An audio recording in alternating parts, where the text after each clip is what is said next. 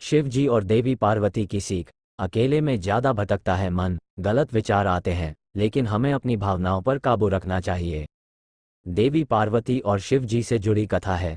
देवी सती ने देह त्याग दी थी और सती के वियोग में शिव जी ध्यान में बैठे हुए थे। एक दिन शिव जी के पास हिमाचल राज और उनकी पुत्री पार्वती पहुंच गईं। हिमाचल राज के मन में था और पार्वती जी भी चाहती थी कि मेरा विवाह शिव जी के साथ हो जाए, लेकिन शिव जी तो तप कर रहे थे। सती के बाद वे दोबारा विवाह करना नहीं चाहते थे। आप यहाँ तप कर रहे हैं, यहाँ आपका ध्यान रखने वाला कोई नहीं है। मैं चाहता हूँ कि मेरी पुत्री पार्वती यहाँ रहकर आपकी सेवा करे। पर्वतराज हिमाचल राज ने शिव जी से कहा, मुझे इस बात की जरूरत नहीं है। महिला की वजह से ध्यान, वैराग्य, तप बिगड़ जाता है। अगर एकांत में महिला रहेगी तो मेरा तप भंग हो सकता है, इसलिए आप मुझे क्षमा करें और अपनी पुत्री को यहाँ से ले जाए। शिव जी ने हिमालय राज को जवाब दिया। हिमालय राज और शिव जी की बातें देवी पार्वती बहुत ध्यान से सुन रही थीं।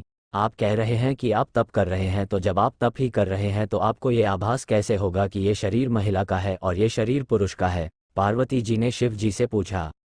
देवी पार्वती की ये बात सुनकर शिव जी हैरान हो गए, क्योंकि देवी ने बात बहुत बुद्धिमानी की कही थी। देवी, आपकी बात सही है, लेकिन मेरी बात भी सही ही है, शिव जी ने कहा। इसके बाद शिव जी ने हिमाचल राज से कहा कि आप चाहें तो समय समय पर कुछ देर के लिए देवी पार्वती यहाँ आ सकती हैं और यहाँ की व्यवस्था सुधार कर वापस लौट जाएं।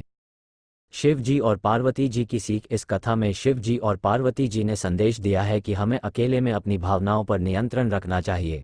अकेलेपन में ही व्यक्ति की भावनाएं गलत दिशा में भटकती हैं, बुरे विचार जागते हैं। इसलिए एकांत में भावनाओं पर नियंत्रण रखें। जो लोग पूजा पाठ, तप और ध्यान करते हैं, उन्हें पूरी तरह एकाग्रता के साथ डूबकर ये काम करना चाहिए, तभी मन गलत दिशा में नहीं भटकेगा।